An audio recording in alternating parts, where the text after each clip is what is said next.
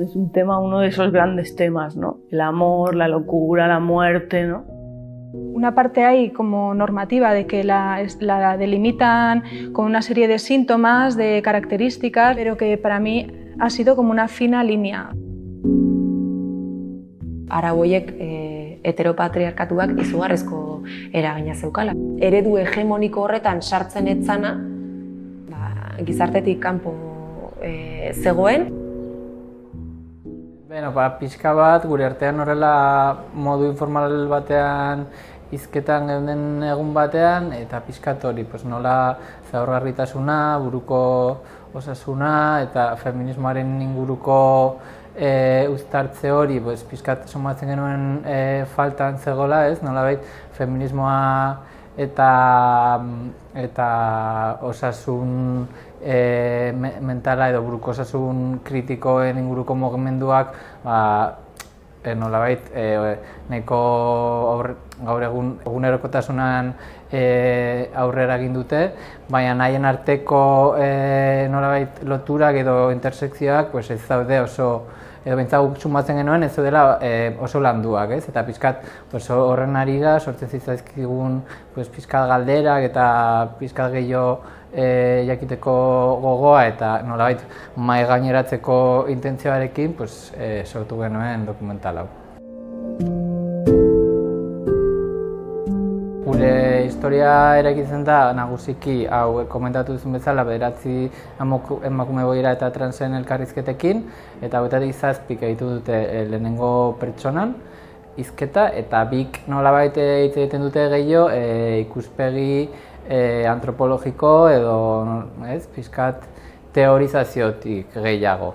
Hala ere, pixkat lurretik, ez da hor teoria, baina bai praktikan ere, eta egunerokotasunean. Ikusi zuten psikiatra baten beharra nuela, ja psikologotan hasita nengoen, eta azkenean psikiatrana joaten den edozein irtetzen da diagnostiko batekin, eta tratamendu batekin. Beno, bai, hau Aranek uste dut esaten duela, eta nolabait dokumentalarekin baita ere nahi genuen pixkat apurtu buruko osasunaren inguruan dagoen dikotomia, beti edo gure gizartean orokorrean esparru askotan dago dikotomia, beti gaixoa sano dagoena edo eroa, eta pixkat horrekin apurtu eta beste batek dokumentalean baita ere komentatzen du, nolabait eromena berarentzat izan dela halako linea bat, nolabait gora edo bera egiten duela eta ez zaudela beti estatiko, egoera batean. Vulnerabilidadea edo zaurgarritasuna da gure dokumentalean nolabait eje zentralitate nagusitako bat, eta bai nahi izan diogu buelta eman, eta pixkat azkenean guztia gara zaurgarri, gure bizitzako momentu askotan, izango gara zaurgarriago, gehiago, gutxiago, baina guztiok izango gara zaurgarri momenturen batean.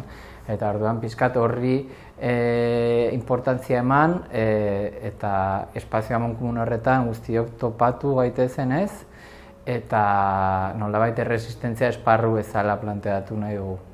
Azkenean eromena patologizatua izaten da oro har osasun sistema hegemonikoan beti, No es una cuestión de integrar a nadie, sino de crear un espacio donde quepamos todas, ¿no? Y esto es una cuestión muy radical, en realidad.